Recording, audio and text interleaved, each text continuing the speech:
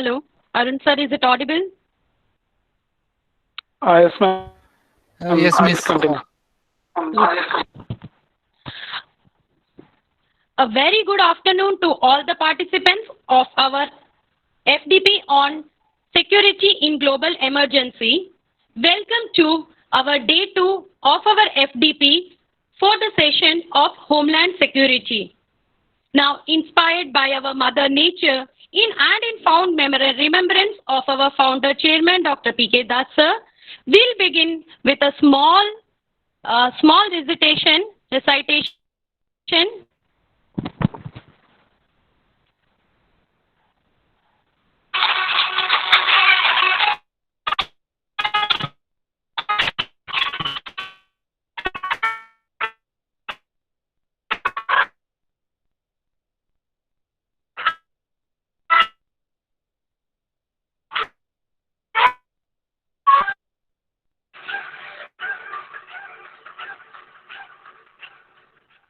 पंछी नदियाँ पवन की चौके कोई सरहद ना इन्हें रोके पंछी नदियाँ पवन के झोंके कोई सरहद ना इन्हें रोके सरहद इंसानों के लिए है और मैंने क्या पता इंसानों के पंछी नदियाँ पवन के झोंके कोई सरहद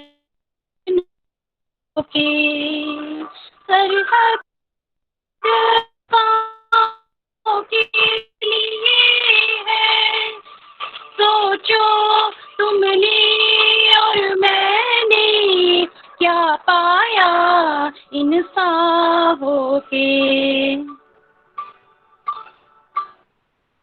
Thank you all.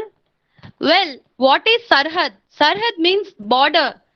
For the birds, for the nature, for the rivers that flow, for the stream of water that flow in this whole world about, and for the wind that blow in all direction. There is no borders. There is no borders for all these things, but it's only for insan, that is human beings. We all have this border, and hence welcoming you all with this particular recitation.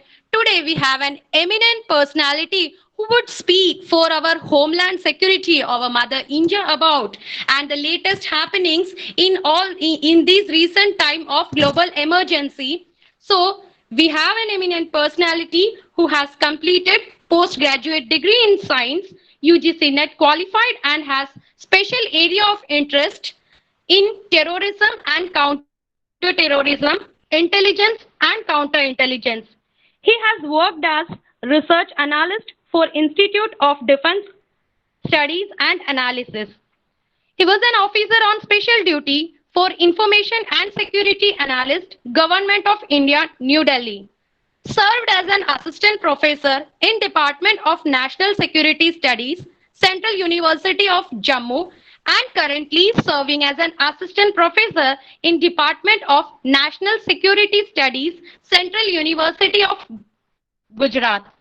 I welcome you, sir, on behalf of Department of Computer Science and Engineering in association with ICC and Women's Forum for our FDP of Security in Global Emergency, hosted by Nehru Group of Institutions, Nehru College of Engineering and Research Institute, Pambadi, Tiruvallamala, Thrissur. Welcome, sir. Thank you. Thank you so much, Radhika. Thank you. Thank you. Thank you, sir. So now should I share the slide?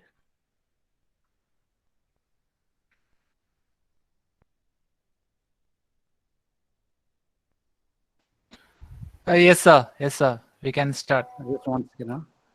One second. Let me.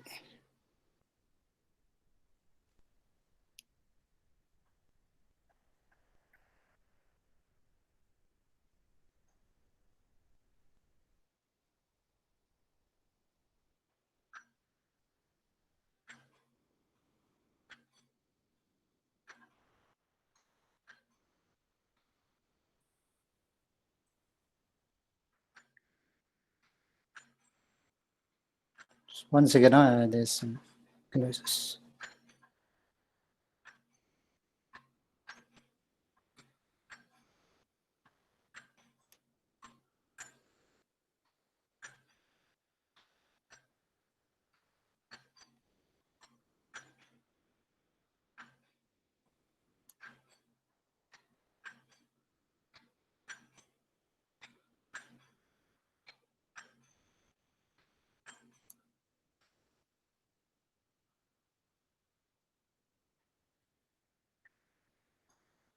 Can you see the slide, Radhika?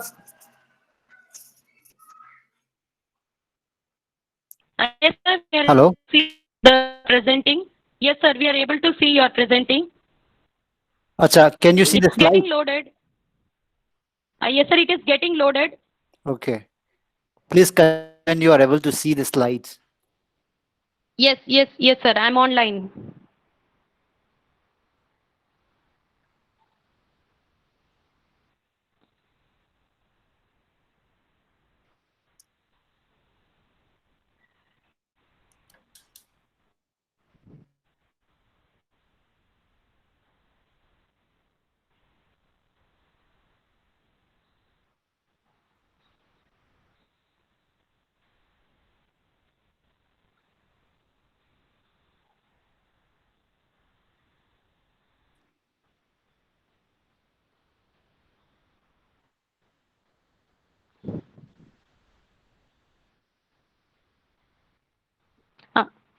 You can see it or not?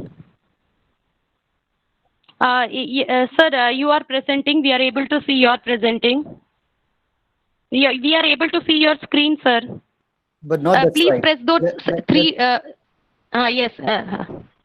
The three dots. The three dots, sir. Please check once again whether are you able to see the slides or not. Yes, yes, sir. We are able to see the slides, sir. Right. Okay, sir. Okay, is it okay?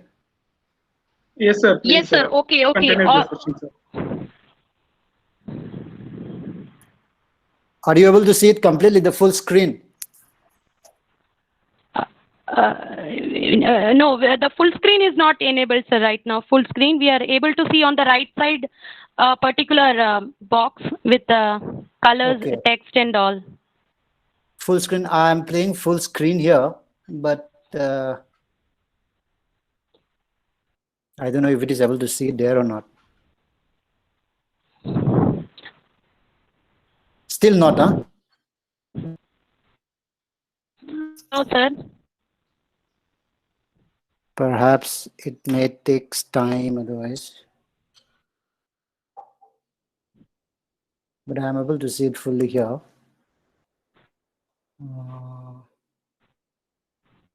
So once again, let me check. Okay.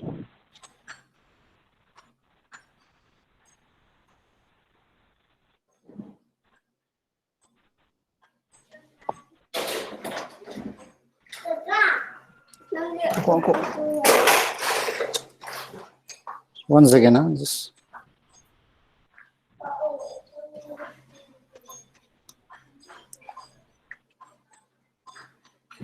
Are you able to see the full Yes, one? sir, we are able to see the full screen. Yes, sir. Yes, sir. The full screen, we are able to see it. Right, correct, Okay, sir. okay, okay, Good. okay, okay. Okay, all right, then I'll start. Let me just close the door. Second.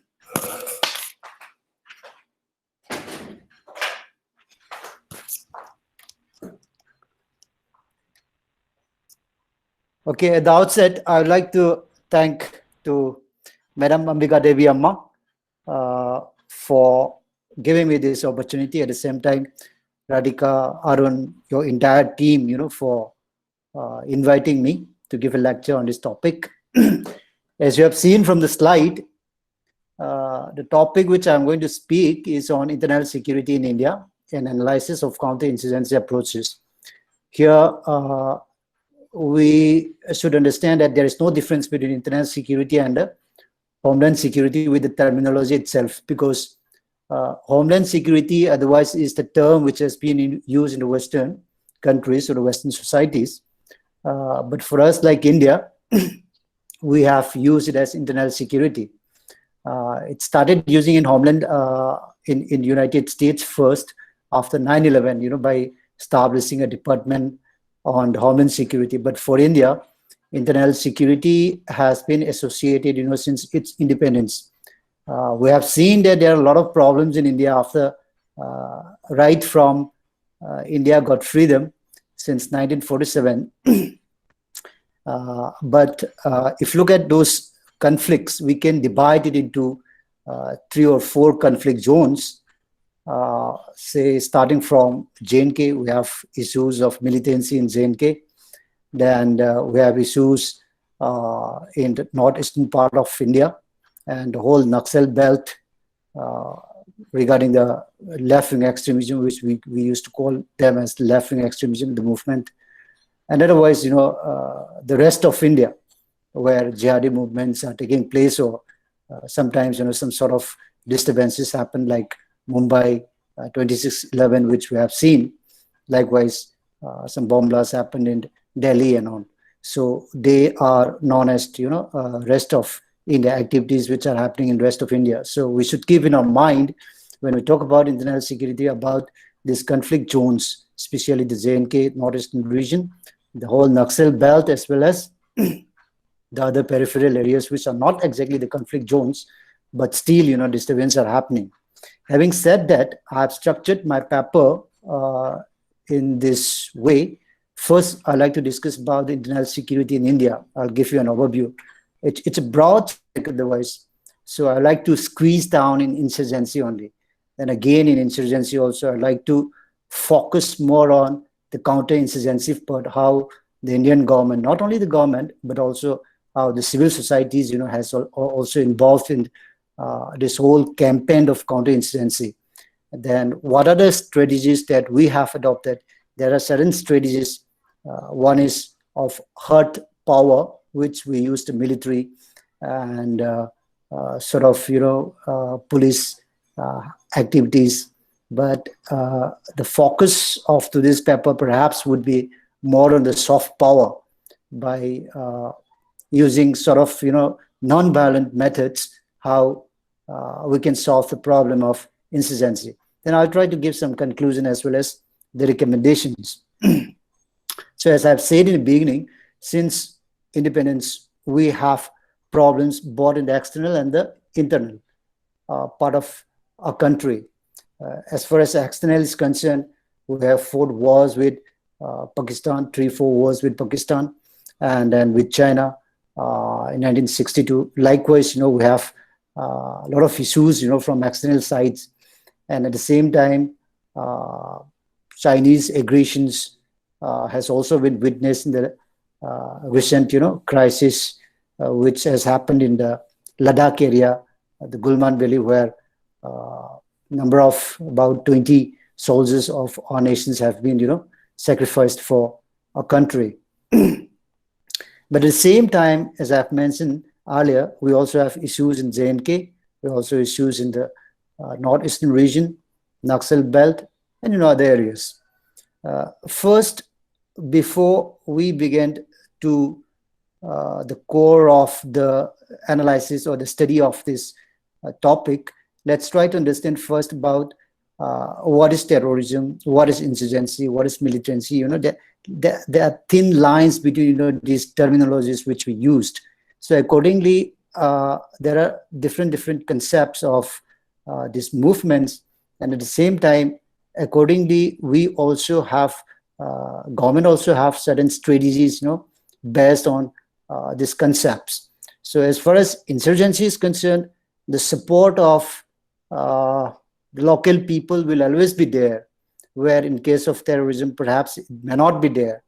But terrorism in India, well, otherwise, as far as the government or the Ministry of Home Affairs report is concerned, since insurgency is also involving certain sort of terrorist activities, they are also put sometimes in the category of terrorism.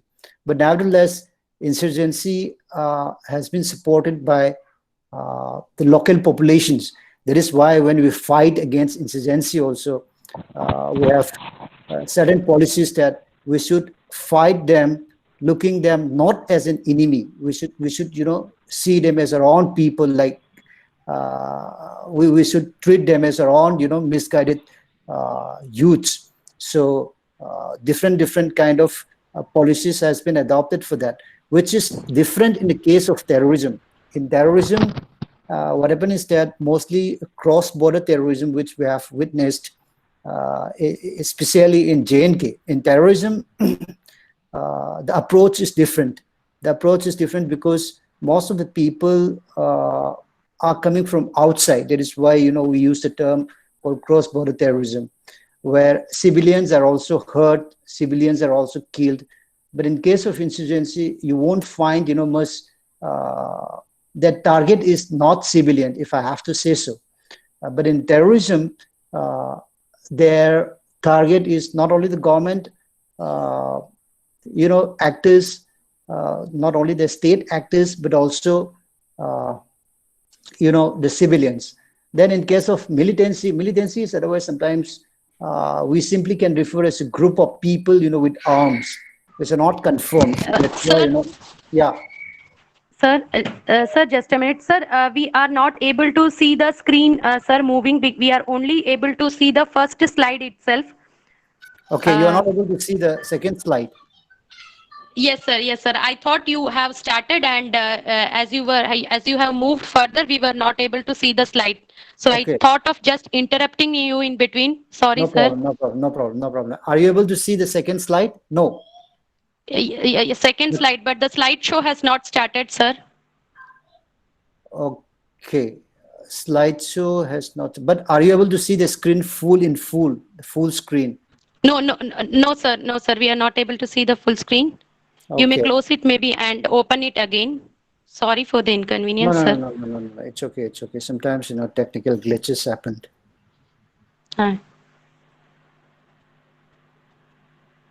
Should I close it and share the slide again? Let me. Yes, sir. You may do it, because I suppose for all the participants and all of us, this is a very new topic for us. We understand all the news that is going on in this whole world about, but if we talk about what is technically happening, this is new for us. So we'll be happy to know all the technical things of that. I'll try to do that. I'll try to.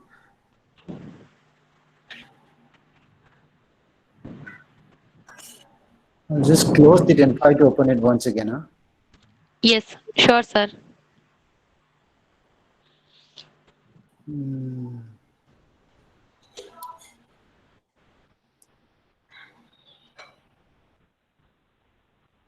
Present now window. It's not coming again.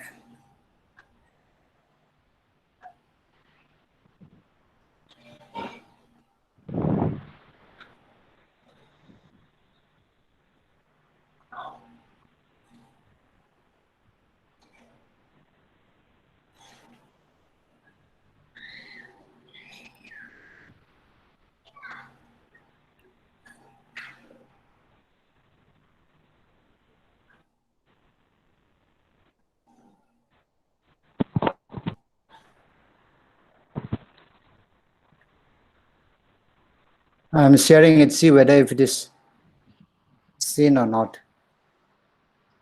I have shared it. Please check. Are you able to see it? Yes. Yes, sir. We are able to see, but a slide share Full is screen. Are not you able to enabled see the right full now. screen now? Full screen. Now we are able to see on the left the slides, and on the right.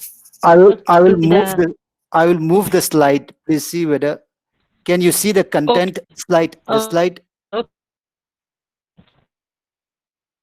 Content. Are you able to see the second slide content? No, sir. No. It's only showing the initial slide, sir. Okay. So in that Now, case, yes, sir. Now it has come. okay. Should I give the presentation in this way? Then I think I have to go back and open the slide, one by one. I think the play mode is not working. So I have to come back again and open the slide like that. Sir, I think this will be fine. We are able to view the screen, even though it's not full screen, but we are able to see the content. Okay.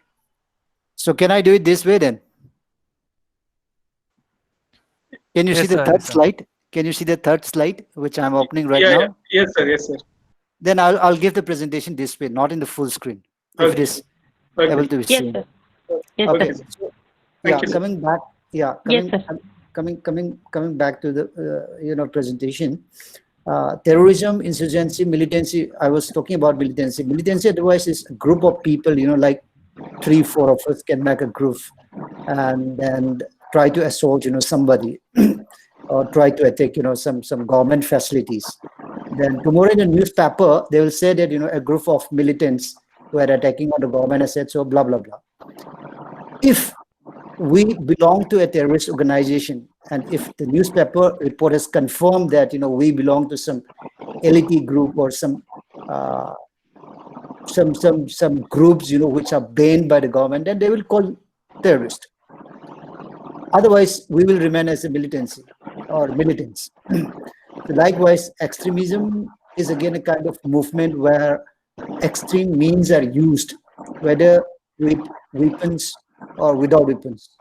Then secessionism and separatism both are similar in that way, are a kind of movement where people want to, or a group of people want to separate from the existing government or the man-made government or man-made sort of country or the nations. So likewise, sometimes Kashmir separatist movement, which indicates that people who are, I think somebody's audio is on. Yes, sir. Please wait because from the host there is some disturbance. Please don't worry, sir. All the participants from the Okay. host, there is some disturbance from the host. So we will wait for some time.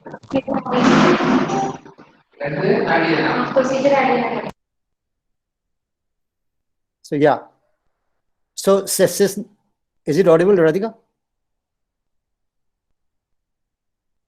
Yes, Yes, sir. yes, It sir. is audible, sir. You may start. Okay. So secessionism and separatisms are almost similar.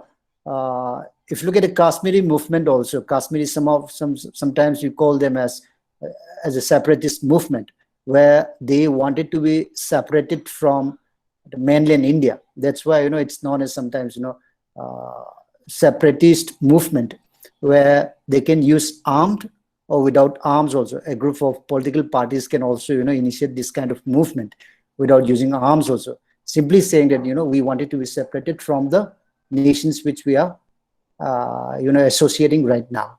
So in that way we call them separatism. Jihadism otherwise is not a new one, which you have already known. And miscreants, otherwise miscreants is a word which we sometimes use when we are confused to identify whether the person who is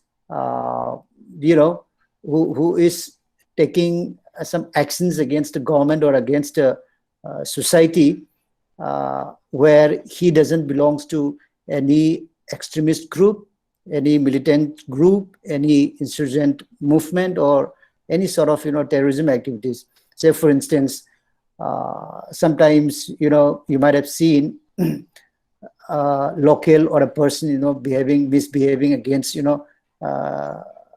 some government or the civilians, so civil society. For giving an example, you have a water supply.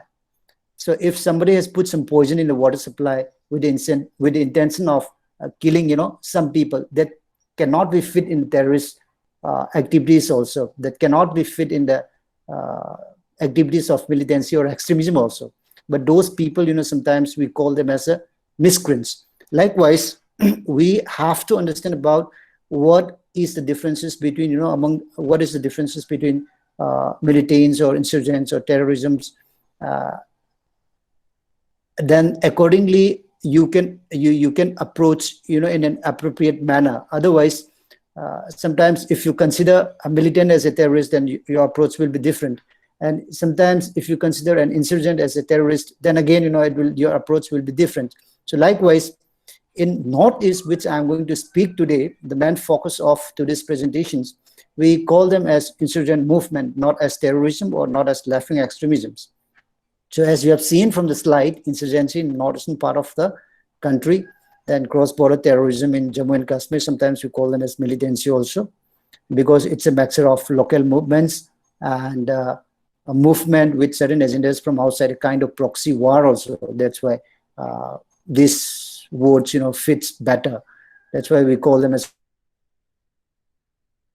then left-wing extremism. Sometimes we call it as Naxalwadi or Naxalism, Naxalbari, but the best suitable words is of left-wing extremism, where they have the, because these left-wing extremists are not asking for them to be away from India, or they're not asking that they want to have a separate state or a nations.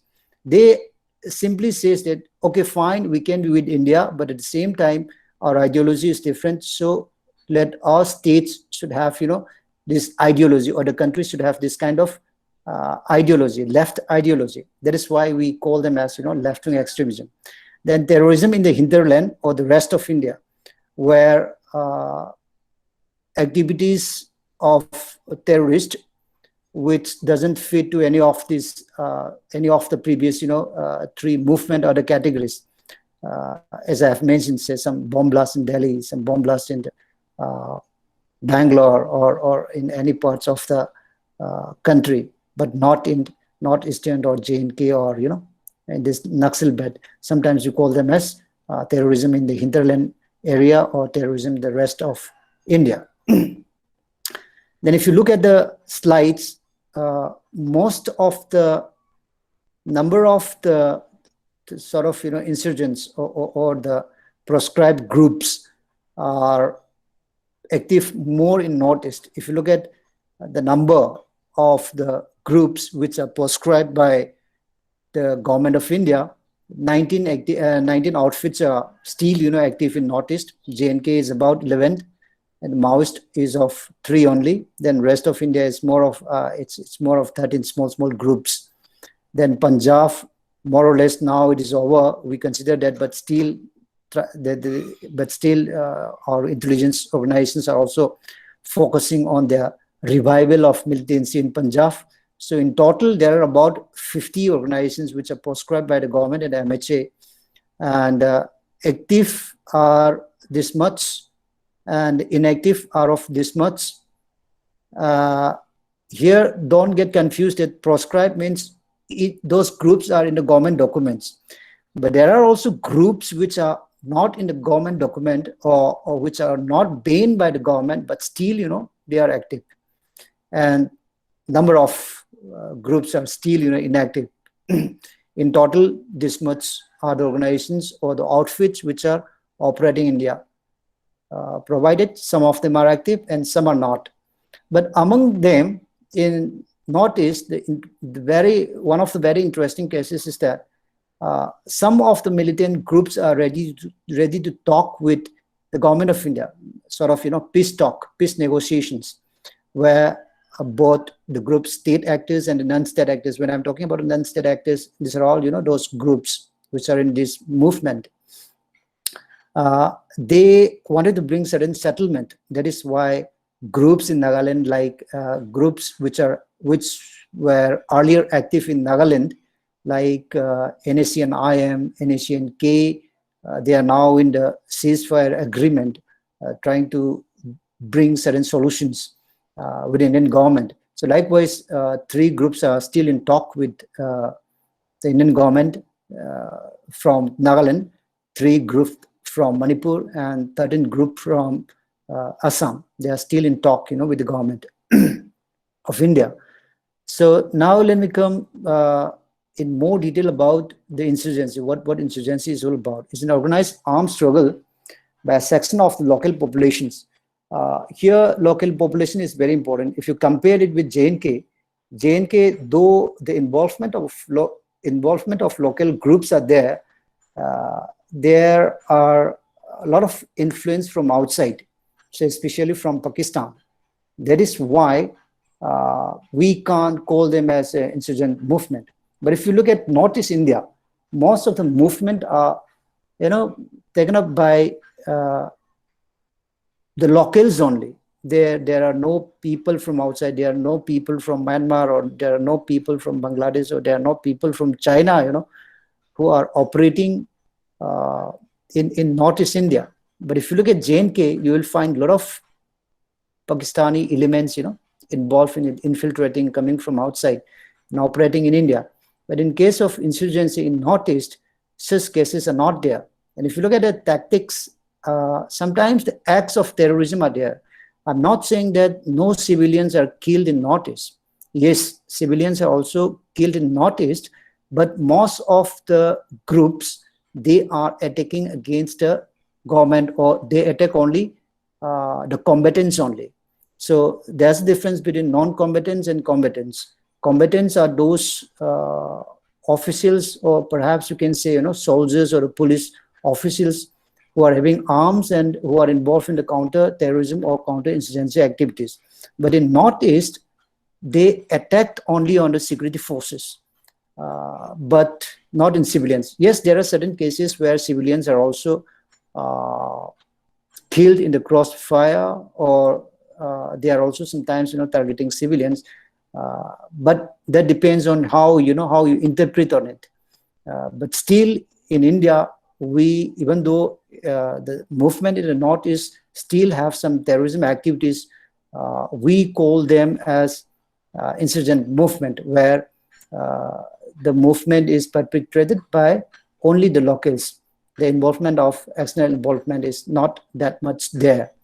And then at the same time, the government of India, or the nation, has not considered them, not only the government of India, but internationally. Insurgents are recognized not as a belligerents. They are not considered as an enemy. They are locals. They wage war against the government because they need certain things. That is why we should treat them, or the government should treat them, or the state actors, should treat them as their own people, not like enemy. In war, when you fought for war, you fought against, one nation by another nation. In that way, you consider the other nation as an enemy. But here in this case, even though sometimes you call war on insurgency or war on global terrorism, but in this case, in insurgency, we consider, or the government of India consider them as their own people. That is why when insurgency was first started in Nagaland, somewhere in, it started from late 40s, but in the middle of 50s, the government of India has started, sending security forces there. During those days, Nehru has said that you can go and fight there there in Nagaland, but you should consider that all the Nagas who are there are our fellow man only. They are our citizens. So don't treat them as our enemy. Don't treat them as people, from some other country or some other nation. So you should treat them as our own people. So you should be very careful. Likewise, we have a separate doctrine how to fight, with our own sort of citizens. Then as far as law and order issues are concerned, law does not treat it as equivalent of war. When we are talking about war, you will try to use, full resources. Theorists like Clausewitz, in their description in their definitions about war, or when we talk about war, you use your natural resources at the maximum level. You use whatever you have in your nation. But here we consider them as low intensity conflict, not as a kind of hot war or a total war.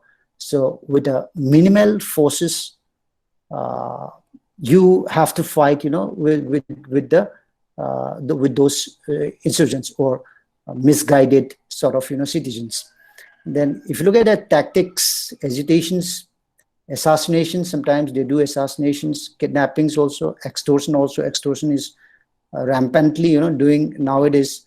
A lot of corruptions, even though some of the groups are in ceasefire agreement with the Indian government, still they are involved in the extortion activities. Group participation in atrocities, then kidnapping, propaganda, sabotage. More or less their tactic is all about guerrilla warfare. If you look at the story of Mao Zedong and then Ho Chi Minh of Vietnam, they are all kind of father of guerrilla warfare. So they are also people, I mean, those insurgents who are active in Northeast, they are also following the same tactics. Then if you look at the weaponry, weapons are also similar of that conventional military arsenals. They use shotguns, homemade improvised firearms, machine guns, IEDs, bombs, then RPGs, improvised mortars and all. So they also quite improve those arms, which they are using. But especially this kind of arms are coming from China. Arms are coming from some other countries like Russia even. So when police have recovered some arms in the operations, they will find that weapons which are made in China, that in that logo with a print of made in China or made in Russia kind of weapons are recovered. Then their intention is to win the popular support from the public for the cause.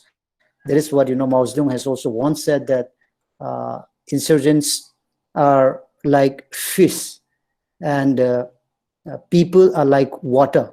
So fish lives in water, like fish lives in water. Insurgents can also live in the society, in the people, when only people or public supports them. Then the interesting thing about insurgency is that the endurance, how long you can survive. If you look at some of the, as I've said in the next slide, if you look at the history of insurgency in the whole world, it doesn't take much time, to finish an insurgency movement. But interestingly, in northeastern region, some of the groups are still active, which were earlier established in those 50s and 60s. So the longest sort of insurgencies are happening in Northeast India, and they have a lot of experience in that way.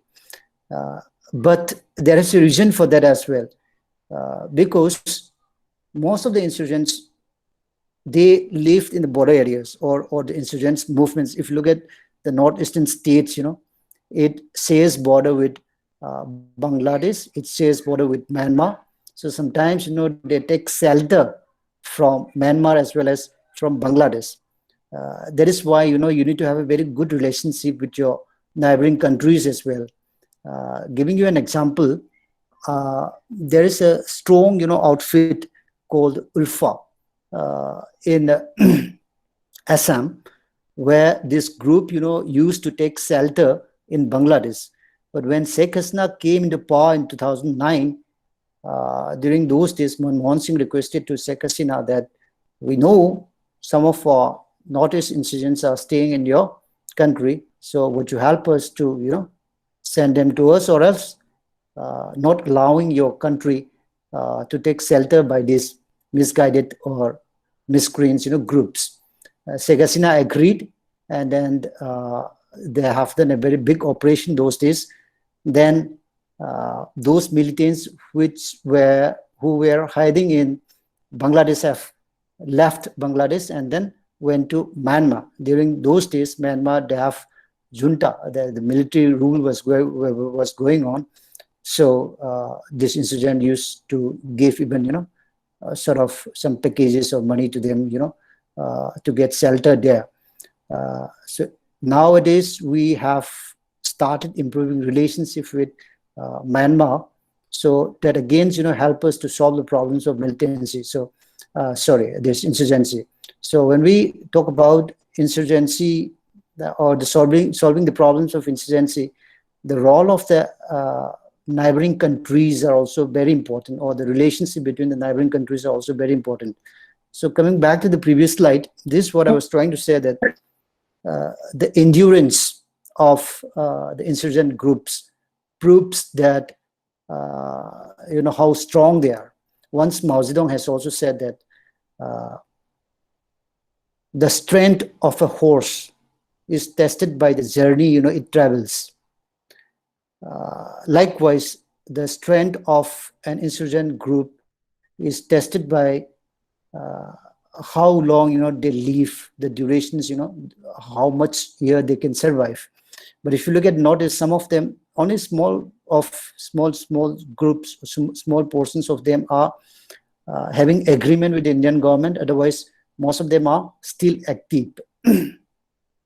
Then, considering the threats, which we have faced, the Indian government has taken certain initiatives, military operations, along with the political, economic, social, and psychological methods have been, used to counter this movement. Then, coming to the insurgency in the Northeast specific, how it has started, in the state next by next. I'll just try to highlight, in some of the states, how it was started. Northeast, otherwise, as we have all known, that it comprises of 8 states, including Sikkim. Sikkim earlier was not there, but it used to be 7 states only, but it joined somewhere in the 80s or so. Then it has it shares international border for about 5,484 with Bangladesh, and with Myanmar, with China, with Bhutan, with Nepal. The first insurgency started in Nagaland somewhere in the year 1947, just after we got independence. Then, as I have mentioned in the previous presentations, that Nehru started, sending security forces with a very draconian kind of law, which we used to say that Armed Forces Special Power Act, which was introduced in 1958. Then, when it was started in Nagaland, Naga Nationalist Council was the organization, first it was formed. Then the leader of these organizations was having talk with the government, and they settled certain issues. But there are still, some groups or some people in the organization who are not agreeing with their leaders. So they came out and they formed this NSCN, Naga Socialist Council of Nagaland, in 1980. Then again, this NSCN split in Northeast. If you study insurgency very carefully, you will find, there are a lot of classes among the groups. So whenever there is a class, then they will split the group. One leader will have another group, one leader will have the other group. Likewise, this NSCN was also split into 2 in 1988, NSCN IM, which was leading by Isaac Muiva, and IM is known as Isaac Muiva, otherwise IM is the acronym of Isaac Muiva, and one by Kaplan. Likewise, it was split. Then slowly, the government has also started talking with this group in 1997 with the NSCN IM first, then followed by the NSCNK in somewhere 2001 or so. But the interesting thing about this is that the Indian government is ready to talk with the insurgent groups, but you will not find, Indian government ready to talk with the terrorists which are operating in J&K. So that's the difference which we have. For terrorism, we are not ready to talk with, but for insurgents, we are ready to talk with. Then it was followed by state, Manipur. Again, it started in 1964 with this group organization called UNLF, United National Liberation Front. And then it split again with a group called RGM in 1968. Likewise, it split it in any of the states. Most of the organizations are split it after a period of time. Then in 1971, Bangladesh war happened again with that formation of new organization PLA here. Please don't get confused with the PLA of China. This is also a group which they borrowed the name from China, and it was formed in 1978. Then PRIPAC, likewise, these are smaller group otherwise. UNLF and RGM or PLA, they are bigger groups and still active. And PRIPAC is a smaller group, KCP, these are some other, small groups. Then interestingly, in Assam also it started. Assam was again, it was very interesting to know that how it was started.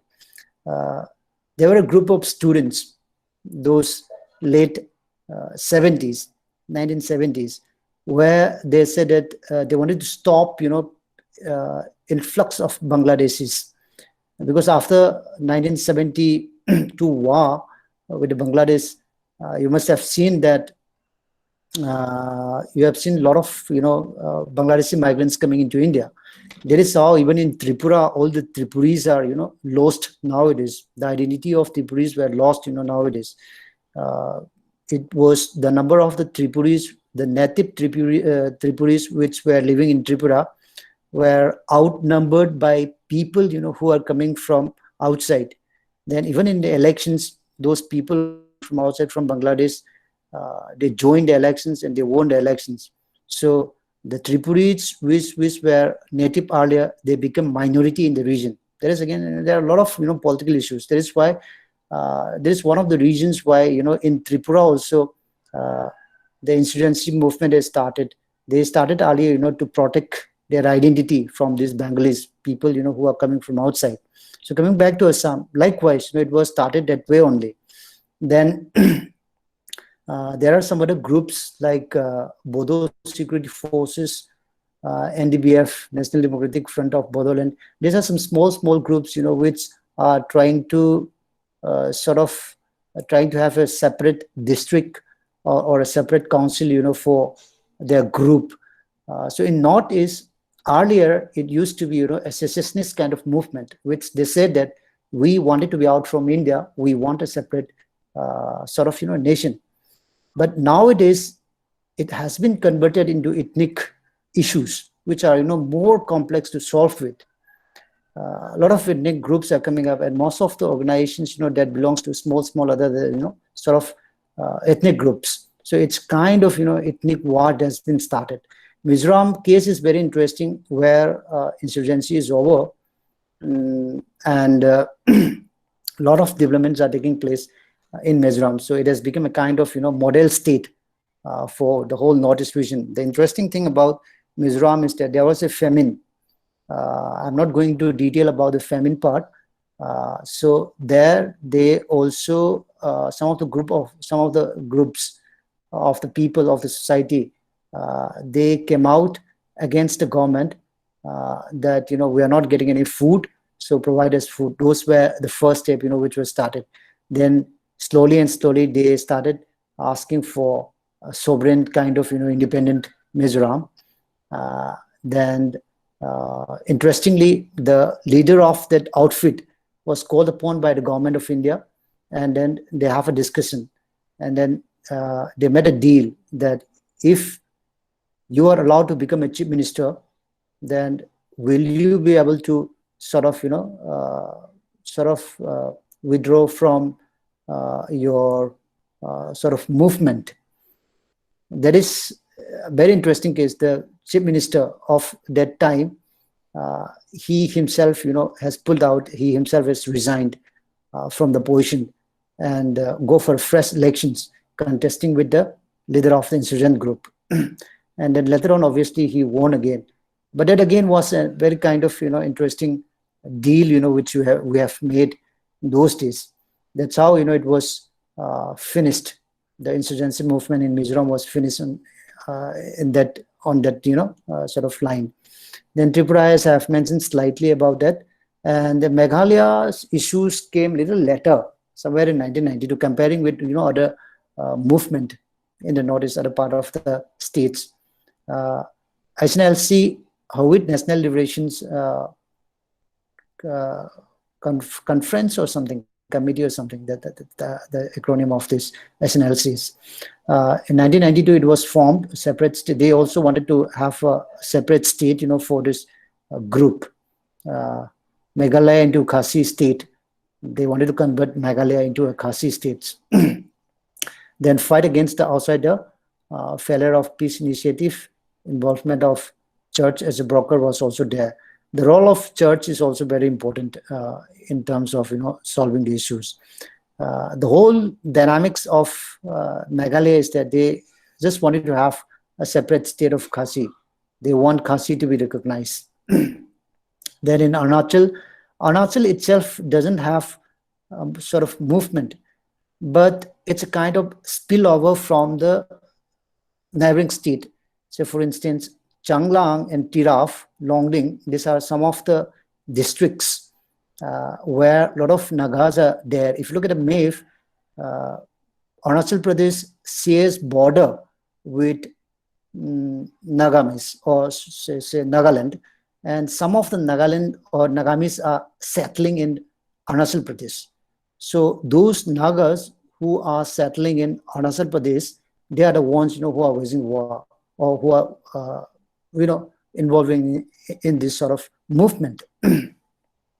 So this is a kind of overview how insurgency was started in different states of Northeast India. Then if you look at a map, this is Northeast India. Nowadays, if you have seen, this is green. You can see the color green and blue, which indicates the number of activities are very minimal. But red dot in J&K, red dot in these areas, they are the places where the activities are quite intense, and high.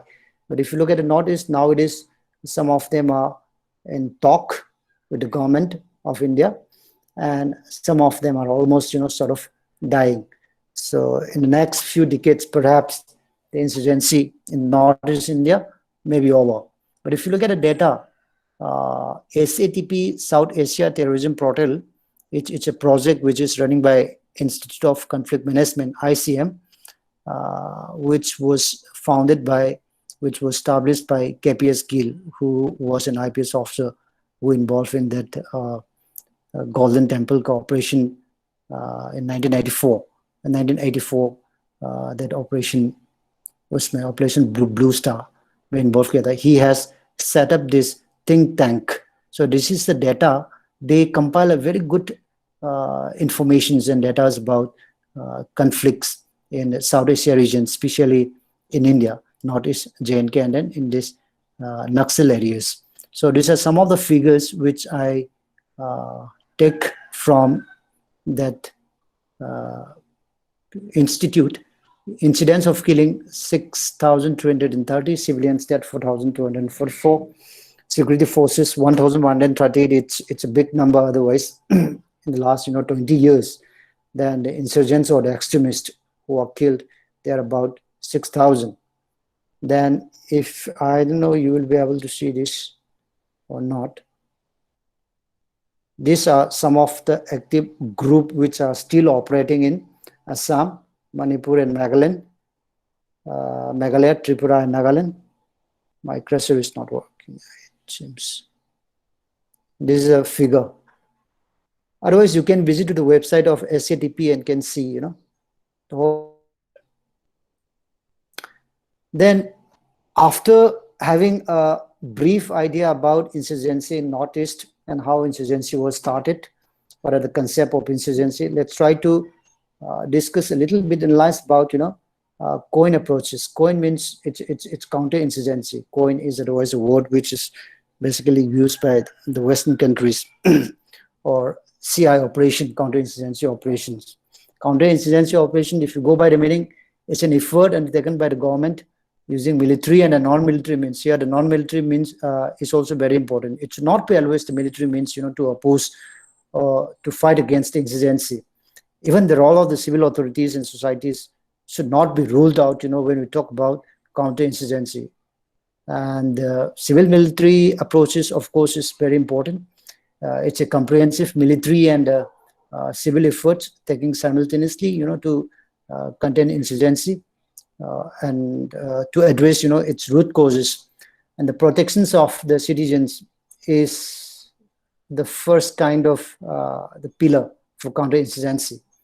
It's not, minimizing or neutralizing all those insurgents, but the protection of citizens is first important. That is why sometimes, you divide the people in their doctrines, in the doctrines, military doctrines of counterinsurgency. Security forces used to divide which are civilians and which are militants or insurgents in a village or the areas, where they are operating. So the protections of citizens is very important in that case. It's a strategy designed to protect the population from insurgents violence, at the same time to strengthen the legitimacy of the government institutions and marginalize insurgents politically, socially, and economically. And local support is also very important when we go for counterinsurgency. That is why earlier concentration on local support was not much there, but nowadays security forces have given a lot of attentions on the local peoples. That is why they have free camp for health, distributing goods, and then supporting needy people there.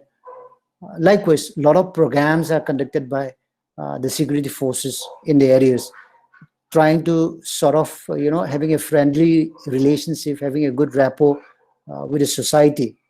Otherwise, those days the natives or the citizens look the security forces in a very different way. But nowadays they have a very comfortable sort of relations, and they are having a very good rapport nowadays. So counterinsurgency strategy aims to achieve the support of the local people.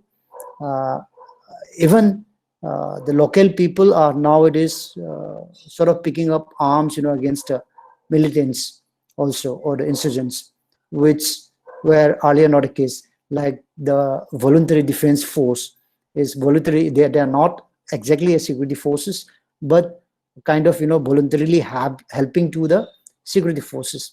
Then improvement of the society is also very important. The main concern of the modern coin is not simply neutralizing the insurgents, but also to improve the conditions and supporting the government of the state in providing service for people, also sort of giving job to the misguided insurgents who are surrendered. They are also given certain opportunities to join the mainstream. That is how it was when it comes to counterinsurgency. Then multiple strategy approaches, of course, are there when we talk about the counterinsurgency. Not only the hard power, we should also have some sort of soft approaches. So this includes different facets of military, paramilitary, political, economically, psychologically, and even the civic actions also. So it has, in a nutshell, it has two basic methods or approaches, which can be of a little, violent or hard power, which you are seeking for a quick result. And at the same time, the other one is of non-violent, which we consider as a soft power, which perhaps may be of slow process, but seeking for permanent and good solutions. So if you look at the coined approaches in India, multiple number of organizations are involved in it. It's not only the security forces or the defense forces which are involved in countering the insurgency. And we have hard power, soft power, we have internal and the external methods or the mechanisms, to fight this, which I'm going to discuss, in details in the next couple of slides. So let's look at the first two salient features. A sustained CI operation against the elements continue to indulge in violence and anti-national activities. These are more of a hard power, which the government try to, or the state actors, try to continuously involve or engage by indulging the violent activities against those, those anti-nationals. Then the second one is try to talk with the group, seeking resolutions within the framework of the Indian constitutions, sort of, opening a channel for them that, hey, let's talk, let's discuss, let's settle these issues instead of, fighting each other. So that is again, the second approach which we have, or which the Indian government has, but which is not in the case of J&K. Then the certain parameters are also there. The legal parameters are there. What are the acts? What are the laws? Which we have to consider when we fight with insurgents. Then military aspect, of course, can't be ruled out, can't be forget. Then the political aspect, the economic, social, even the technological nowadays with the use of internet, then cyber space, we can settle lot of things, or we can play a lot of propagandas also, which the security forces are also considering as one of the methods to counter insurgency. Then the state mercenaries are armed forces, security forces, or the special forces, commandos, then CID special branches and counterintelligence branch. These are of those particular states. This will have in Assam also. This will have in Manipur also. This will be having in all the places where the insurgents are active. Then again, if you look at the larger context at a central level or at a union level, we have certain ministries like the Prime Minister office, even though it's not a ministry, it's an apex body. So I include in the union, bodies categories of the union ministries. Then we have Ministry of Home Affairs, Ministry of Defense, Ministry of Finance. Even people might think that how Minister of Finance can be involved in counterterrorism, but I'll tell you how it helps. Then even the Minister of External Affairs and other related institutes are involved in it. First, let's talk about the Prime Minister's office. The Cabinet Committee on Security, CCS, it's a body of all the great leaders, like the Prime Minister will be there, the Minister of Home Affairs will also be there, Minister of Defense, Minister of Finance, Minister of External Affairs. All the minister of these ministries, 5 of them will make this body, and they take very strong decisions what to be taken on the security aspect. This is the body which overall decides what to be done in the counter-terrorism or the security aspects in Northeast or else in the country also, for the whole country. Then we have National Security Council Secretariat, which is headed by National Security Advisor. We have Ajit Dovgal, you must be knowing. Recently, his name was quite famous when we have a surgical strike, last year on Pakistan. So it will be headed by National Security Advisor. Then within that, we have Joint Intelligence Committee. It's a committee, it's a group.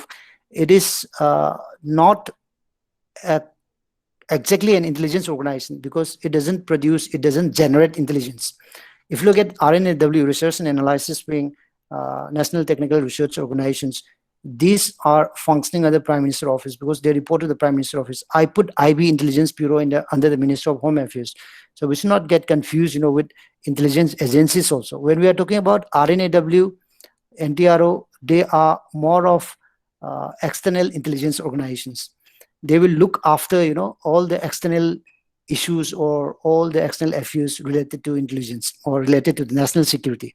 But IB will be looking within our nation only, things which are happening within nations only. So we should understand the difference between IB and RNAW also. So coming back to GIC part, all the informations which are gathered by IB, RNAW, NTRO, National Technical Research Organization, otherwise it's a very new technical, or I'll come to this also later. So they are the organizations which generate intelligence, and they feed intelligence to GIC. GIC otherwise is a body which function under NSC, National Security Councils, and they decide on strategic issues. They take strategic decisions, what the country has to do or what the country has not to do, after gathering all the informations or the intelligence which are collected by the RNAW and the NTRO. But here we should also understand the difference between information and the intelligence. Intelligence is more of something, which we can take some actions. So intelligence are generated from the informations. Information is just simply some kind of, message, some kind of tidings which you got from others, or which you, collect from some sensitive sort of issues, on some sensitive issues. But we should understand, that all the intelligence reports are not the information, or all informations are not the intelligence. So JIC will sort of analyze all the informations which are feeding by RNW and NTRO, and then they will decide or they will take a strategic decisions. So, and coming back to NTRO, some of you, since it is a department of computer science, might have heard about this National Technical Research Organizations. After Kargil War, when in Kargil War, what happened was that we found out that a lot of infiltrators are coming from Pakistan to India in those Kargil sector, but our intelligence were not able to find out that the infiltrators are coming. Maybe because we have some technical failures on that. So K. Subramaniam, after the Kargil War, a committee was formed, which was headed by K. Subramaniam. I think he's also from Kerala, I guess. K. Subramaniam committee has said that we should establish a new organization which is technically very sound and very savvy. This is how this National Technical Research Organization was formed as a new intelligence organization. Those days, we think India thought that raw RNAW was perhaps failed, since we were not able to detect people coming from outside. So that is how NTRO was formed. These are of the organizations which are functioning in the Prime Minister office. In counterinsurgency, what do? They took strategic decisions. RNAW, even though if it works on external intelligence and insurgency movements are taking place inside India only, they also take information from neighboring countries like Myanmar, maybe Bangladesh, or neighboring countries which are involved or which are supporting to the insurgent movements. Then Ministry of Home Affairs, we have a separate divisions, Northeast divisions, and JNK divisions, left-wing extremism divisions is also there. Counter-terrorism and counter-radicalization divisions are also there. They basically look on different issues, finance issues, then official secret acts, then militancy, especially this any division 1. They have division 1 and they have division 2. Then they likewise, they look after so many areas. Then you have Central Armed Police Forces, Assam Rifle. Assam Rifle is the oldest paramilitary forces or the armed police forces. Then you have BSF, CISF, Border Security Forces, which basically look after the western sector of India, and Central Industrial Security Forces, which are looking after our metro and the industrial, sort of facilities. Central Reserve Police Force, which are called in when the state security forces are failed to protect its states. For instance, in Naxal areas also, CRPF are called in. Why? Because the state police forces are not able to sort of, cop up or sort of deal with the security, with the Naxals there. That is why CRPF are called, because they are the reserve police forces which you can call only when your state's police are not able to protect the state. Then ITBP, they basically focus in the eastern sector, Indo-Tibetan border police Tibetan sector. SSP is also again in the eastern sector, Nepal side, Arunachal Pradesh, on that side. Then National Security Guard, basically it's a dedicated sort of organization which functions in the Ministry of Home Affairs, but there are also people or the forces which are drawn from Indian Army also. So this is a dedicated force to fight against terrorism. Then you have police organizations. These are all armed police forces, and police organizations, these are not armed ones. Like Intelligence Bureau, they will not use guns. So, but these people, they are armed ones.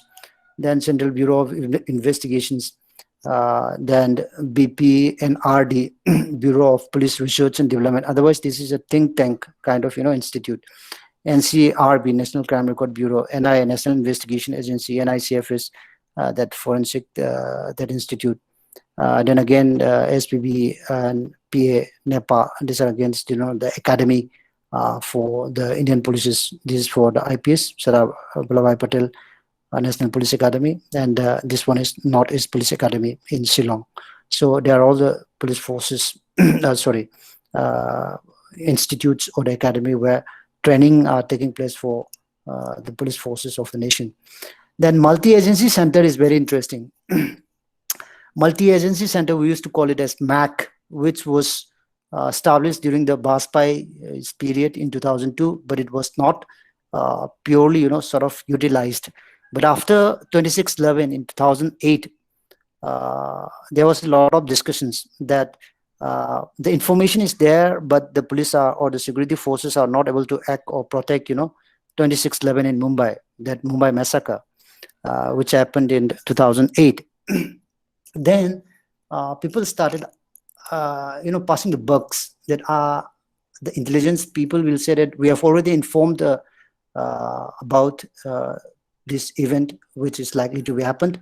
Then the Mumbai police or the security forces, they say that, we got the informations, but we don't know when it is exactly, to be happened also. So likewise, they started passing the bucks each other. Then P. Chidambaram during that time, he said that, okay, fine, then let's have a meeting, sort of a body, where all the security forces and their intelligence unit should come and meet every day in the Ministry of Home Affairs, in IB office in Delhi.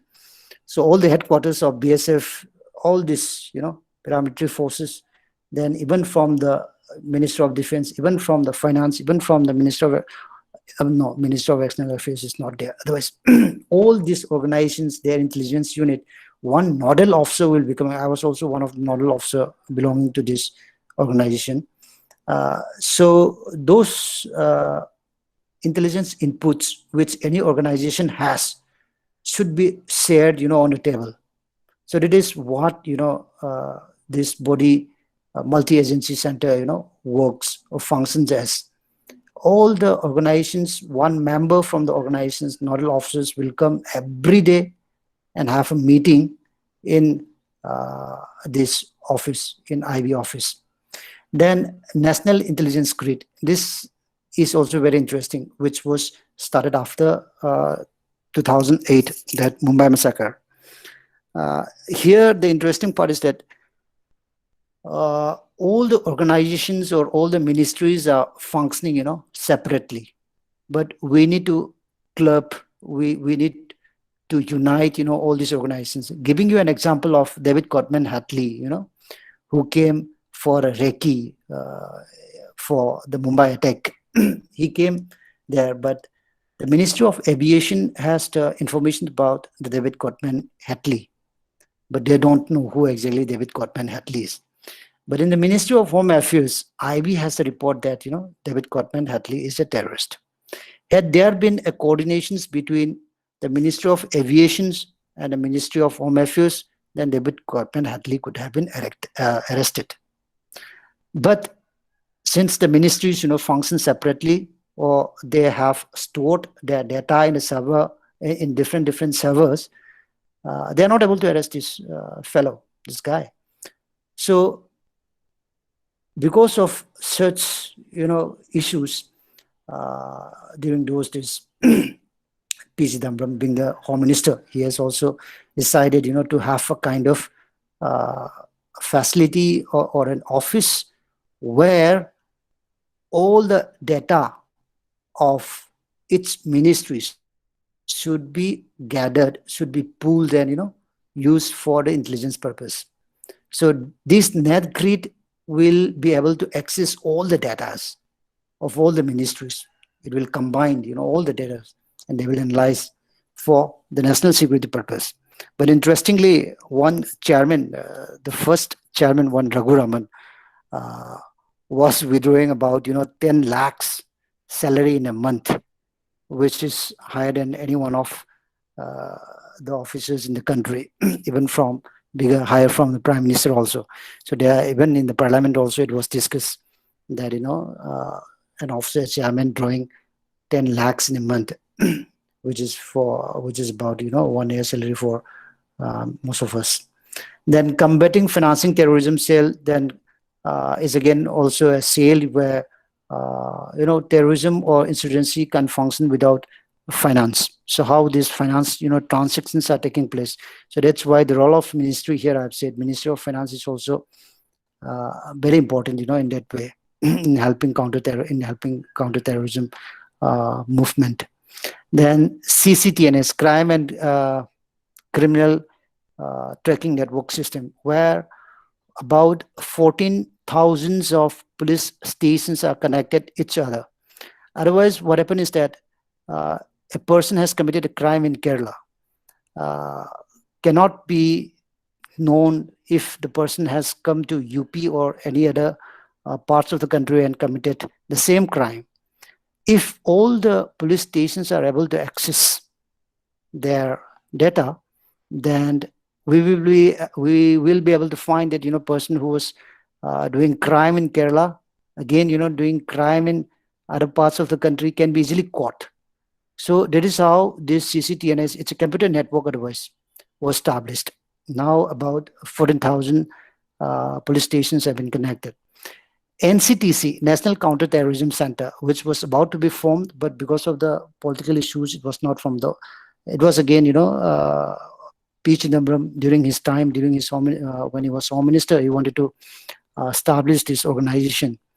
National Counterterrorism Center otherwise is there in United States and some Western countries, but not for us. Here it says that all the security forces or the organizations are working in different ways, in their own ways, and they are reporting to different leaders or the officials, their heads.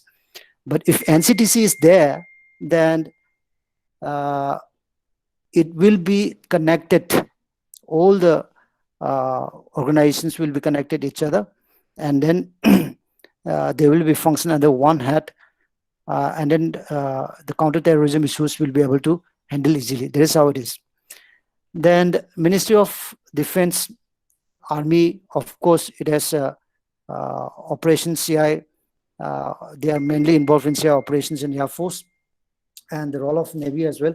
I think I need to wind up a little early. It's now 4:07. Okay, I'll try to wind up within 5 minutes. So Minister of Finance is also there, as I've said. Minister of Finance, the main role of the Minister of Finance is to handle hawala and then illegal money transactions. Ministry of External Affairs basically look after having dialogues with other countries on the terrorism related issues, like we have dialogue with Myanmar and Bangladesh on the counterinsurgency part. Likewise, dedicated security forces for the counterinsurgency operation is Assam Rifle. Assam Rifle is the dedicated force. Otherwise, states also have their own, dedicated forces, state commandos and all. Counterinsurgency doctrines. Indian Army has a separate counterinsurgency doctrines which they have, and in their guidelines they have guidelines, specific guidelines for the combat operations and then non-combat operations. Then, if you look at some of the strategies, which we have adopted. First, we start everything, with within a legal framework, within the Indian constitutions, feasible for the Indian constitutions, or we can't do anything, beyond the constitution's level. So that is how some of the acts which were used in the counterinsurgency are FSPA 1958, Unlawful Activities, National Security Act, the Arms Act 1959. These are some of the acts, legal framework which we use. Non-combatant, as I've said, Army has a separate doctrine for that. And at the same time, as far as political and security political aspect is concerned, the talk which basically happens between the insurgent groups and the state actors of the government of India. These are some political parameters which we have in countering insurgency, as well as the economic development. There used to be asked that development has to come first, or the insurgent has to be neutralized first. But it always choose the economic, to be or economic development first, or the financial support first in the region. Then the role of the civil society is also very important when it comes to counterterrorism. Role of academic think tanks are also even very important. They give good recommendations and policies. They research on policies. And then technological aspects, as I have said, CCTNS, NetGrid are also very important.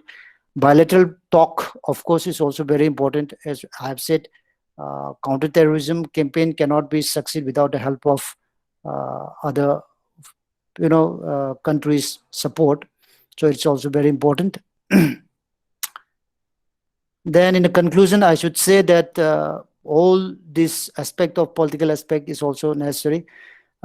Sentiments of the people should be heard. I mean, that is how it has started, but now it has been realized. Then the role of civil society is also very important. Military also, again, when their disciplines, conduct, and their operations needs to be taken care of. How you should operate. Collateral damage, in fact, should not be there. Then the economic, as I've said, economic package should be provided, giving jobs for the misguided people. That should be considered. And at the same time, as I've said, external cooperation is also very important. Joint operations, routine interactions, and then engagement and investment. And these are also external factor is also very important when it comes to counterterrorism. I thank you very much. Sorry, I think I have taken so much time, but nevertheless, I'll be happy to take some of your questions if there is any. Thank you, Radhika. Yes, thank you, sir. Thank you. Yeah, if there is any questions, you can, I think. Yes, sir. Yes, sir. I thank you for taking effort for coming to our FDP and delivering your valuable speech, sir. I would now request all the participants for any queries from your side, since these are a day of global issues of our COVID pandemic about. I think this is a very good topic that we can talk about, and we can have a brainstorming session too. So I suppose that you may be having some queries. So the participants, please, if you can't speak from your audio, you can please type your questions in the chat box. I repeat, please type your questions in the chat box or unmute your mic and speak. We'll have few minutes before we wind up the session.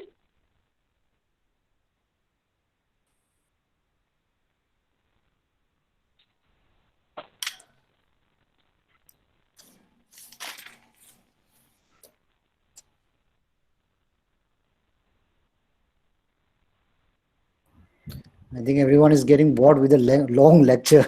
No, sir, it's not like that. Actually, these are the new things that we got to know. Yes, please, Dr. Shankar, sir, please. Yeah, good afternoon, sir. Good afternoon. Thank you very much for your wonderful session.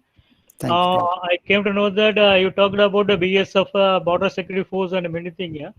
But when I had been to Gujarat, Kutch district, Bhuj area, I have seen a lot of BSF peoples over there. And also the Jaisalmer also, Gujarat, there is a Rajasthan also, I had been to Jaisalmer, there also I have seen a lot of BSF peoples. There are a lot of sand dunes are there, Ram sand dunes, so many people are there. Similarly, now that is China is claiming that Arunachal Pradesh is part of China. So there also BSF and army people will be there. Then why so many problems are occurring in the Arunachal Pradesh, Mizoram, and Nagaland and other part of India. That is only western part of India. Only there are a lot of that is Naxalites, and so we can see a lot of other kind of peoples over there. But BSF and other security people will be there now. Yeah. Should I answer this first, Radhika, or shall we take some more questions? And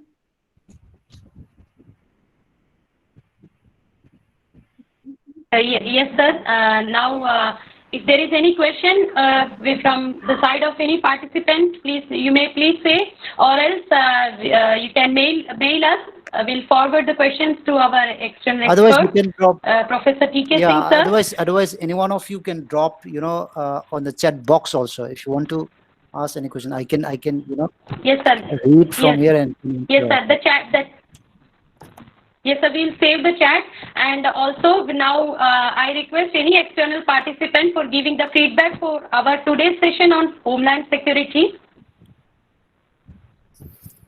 Yeah, in the meanwhile, I'll try to answer what Shankar has asked. Yes, of course, we have dedicated security forces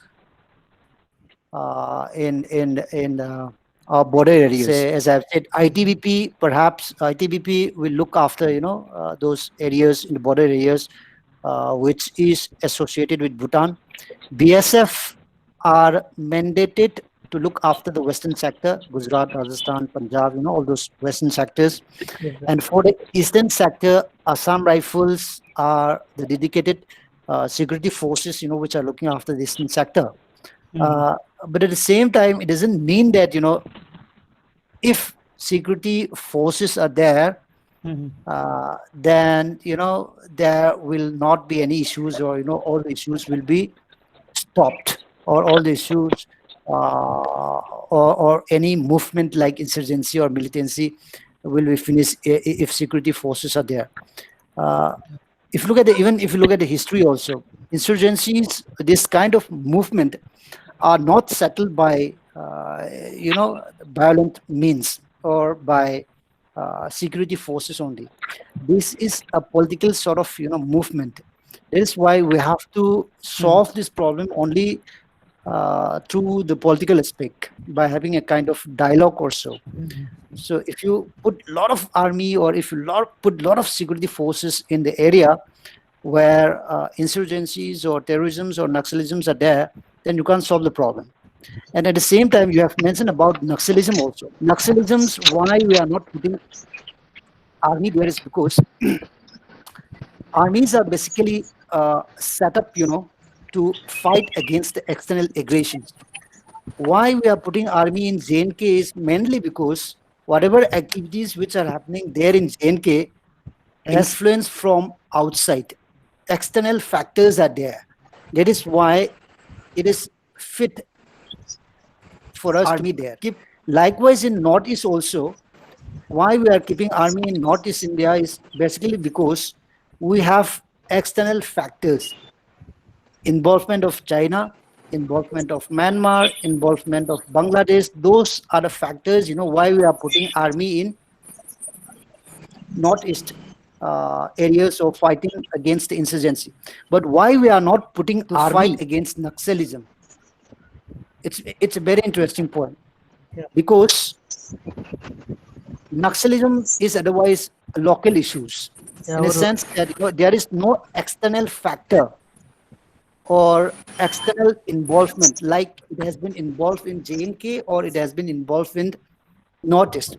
That is why Indian government has decided that we will not put army in a Naxalism or Naxal areas. Otherwise, army is ready to go. Army, I think some of the senior leaders of the army are also saying that, sir, if it is very difficult to fight with Naxals, then send us there. We'll fight there. But the government of India has said that, or the Prime Minister or the apex, body have taken decision that no, army will not be put there. Only our central police forces will be there, because we treat it as a law and order issues, not as a external sort of aggression. That is the difference, which we have. Okay. Yeah, nowadays, it's very difficult to travel in Assam. That is, IIT also is in Assam. It is very difficult to travel in Assam because of Naxalites, threatening of Naxalites. Yeah, in Assam, Assam, otherwise government has not considered.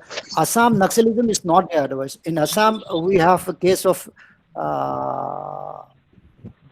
insurgency where involvement of this Alpha is there. But at the same time, the government, it's very interesting if I tell you, if the government has announced that a district has been affected by Naxalism, you know how much money they will get? The government of Assam will get 300 crores or something. They will invest, to look after that district. So sometimes the government will like to say that, perhaps the Assamese government will like to say that, "Arey, hamara, my district has been affected by Naxals, so sanction us the money." The government is also very carefully saying it. So there is no Naxal activities. But long time back, one or two cadres were arrested in Assam, where they wanted to travel to Nepal through Assam, but they were arrested. As such, Naxal activities is not there, but the insurgent activities is very much there in Assam, but not the Naxal activities. Okay, thank you very much for clarification, sir. Thank you very much, Shankar. Thank you. Now, if there is any external participant who would like to say the feedback for our session on Homeland Security, please. We are running short of time, but a word or two because for the effort that Professor T.K. Singh sir has taken for coming to our institute for giving this expert session. Madam, Yes.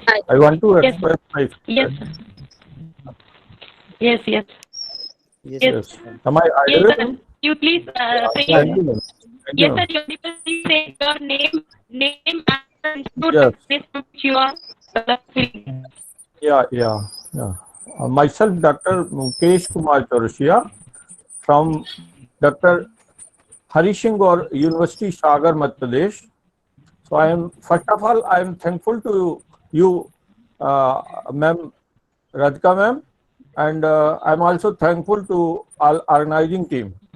And today's topic is very important, internal security in India. So I'm thankful and grateful to Mr. T.K. Singh sir. So Thank you, sir. Thank you, sir. you are elaborate and excellent presentation. Due to presentation, you are elaborate the nature of terrorism, myosist terrorism, insurgency, and difference between militancy and military. And you delivered the national as well as international scenario of insurgency and militancy. And northeastern group and policing groups and whole dynamics of terrorist activities in northeast regions. You also delivered about the different states of activities for the internal security and South Asia in Naxalism also. You are very simple way elaborate the security forces divided into civilians, military, and remote area also. And multiple security forces conduct the internal security, including police forces, paramilitary forces, as view on political, social, technical, and economical factors. And you delivered different internal security organizations like uh, NTRO, CCS, and AR, BSF, ITBP, CRPS, NIA, RA, NSG, COUT, IV, and BPRD, including NCRB, SVP, National Police Academy, CCR team, and MAC also. And finally, you concluding different role of the military and civilians also. And strategy as per the constitutional provision relate to civil society and technical acts की importance and military discipline, performance and devotion for the countries. So I am thankful to you, sir, again. This is the most important issue in the current societies. So I'm thankful to organizing committee once again. Thank you, Sarasya sir. Saab. Thank you, very sir. much. Is there Welcome, anyone sir. else who would like to, is there any other participant, external participant there who can give feedback? Hi, sir. Hi, sir. Hello. Hi. Hello, it's audible. Hi, sir. Myself, Chinju Paulos, Assistant Professor in Computer Science and Engineering from Universal Engineering College. Hi, Chinju. Sir, the session was really informative and clear. We got an idea about this insurgencies happened in India and its coin approaches that is taken by the government and all. Okay, thank you, sir. Thank you for your valuable time. Thank you very much for your interest as well. Yeah. Thank you. Thank you very much, sir. Professor TK Singh sir, and all the participants for your patient hearing. And yes, we got to know about many things. Otherwise, the only thing generally we know about that is that there is terrorist and there is a Mother India. So we got to know about very clearly about the various states, the ministries which are taking, which are having various agencies under them, the raw and various things in a very detailed way about. So thank you, sir, for your expert session. So now call it a day. Due Thank to you. lack of time, we couldn't circulate. It's an important note to all the participants. We couldn't circulate the feedback form due to lack of time, but it will be surely mailed to you in your registered email. All the participants again, in the registered email, all the feedback link will be mailed to you of day 2 of FDP on the expert session, Homeland Security. Thank you, sir. We'll meet you day Thank you. after Thank you. tomorrow. Sure, sure. Thank Thank you, you very sir. much. Thank you very much. Okay. Yeah, the session will be there again for any of the chat sessions and all. I'll be available. Sir, you may leave at your own time, sir. Okay, I'll be leaving right away. Thank you, Chaurasia sir, too, for your feedback. And thank you, Ms. Chinju ma'am, Universal College, Chaurasia sir, for your valuable feedback.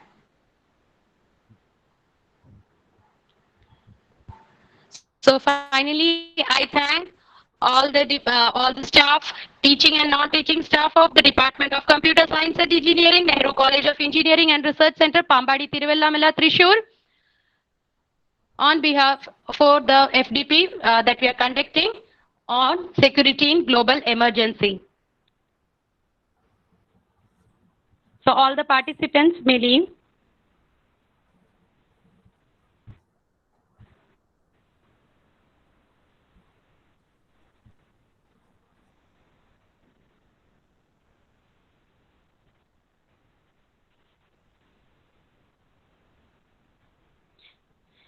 If you do have any specific query, please put it in the chat box. If you do have any specific query, please put it in the chat box.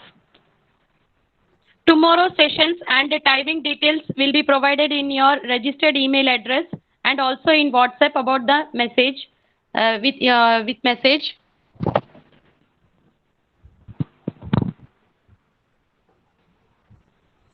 The tomorrow session time is same 3 to 4. You need to join before 3 p.m.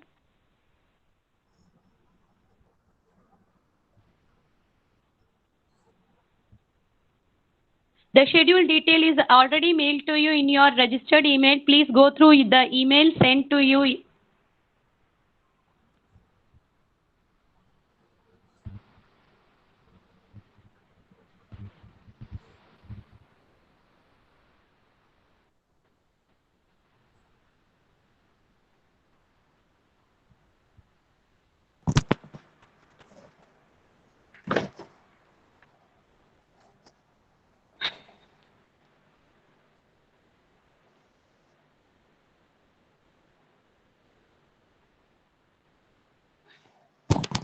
Yes, we will be stick on to the time of FDP. Yes, sure. But due to some interesting topics there, it takes some time for the feedback of the participants and also the query sessions.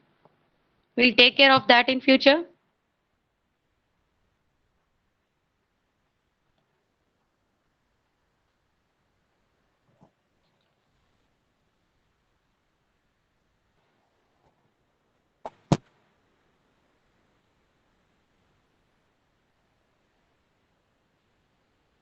Again, I request all the participants to leave this meeting.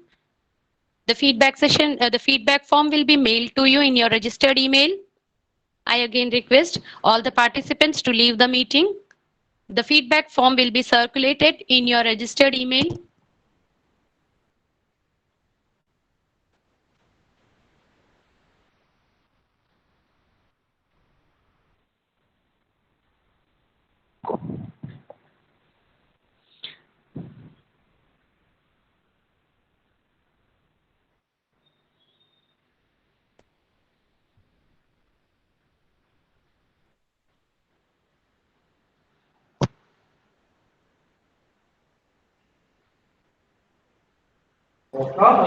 Participants may leave the session.